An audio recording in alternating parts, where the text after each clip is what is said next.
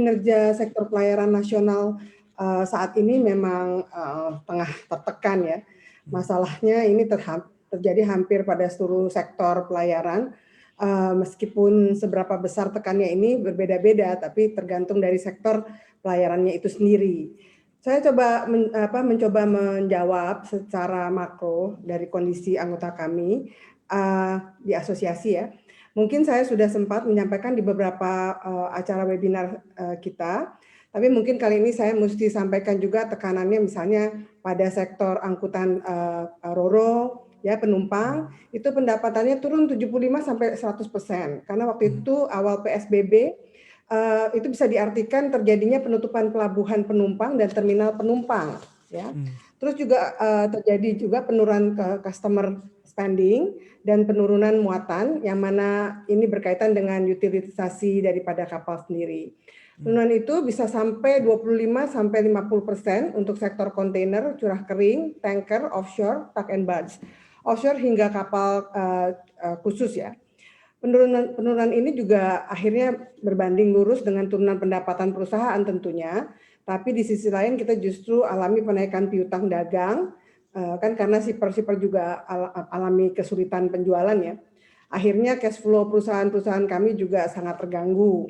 Kalau mau detailnya saya coba berikan gambarannya seperti, catatan kami misalnya sektor curah kering, batu bara, baik kapal bulk maupun tug and barge alami penurunan 20-30%. Ini karena penurunannya supply dari tambang-tambang yang kecil dan juga menurunkan demand dan kebutuhan para pembangkit listrik karena overstock lantaran pemakaian listrik selama pandemik juga turun saat itu.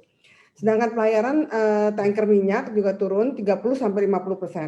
Ini karena kilang-kilang juga slow down, Pertamina juga memangkas konsumsi BBM-nya sampai 25%, dan pergerakan lalu lintas kita sendiri juga sepi pada saat PSBB kan. iya, Nah, penurunan juga terjadi pada tanker, chemical juga 30-40%, yang penyebabnya supply and demand bahan baku juga kan terhenti di negara-negara mmm, yang melakukan lockdown pada saat itu. mmm, Kebutuhan pabrik-pabrik juga berkurang untuk chemical ya, tapi sebaliknya kebutuhan caustic soda naik signifikan.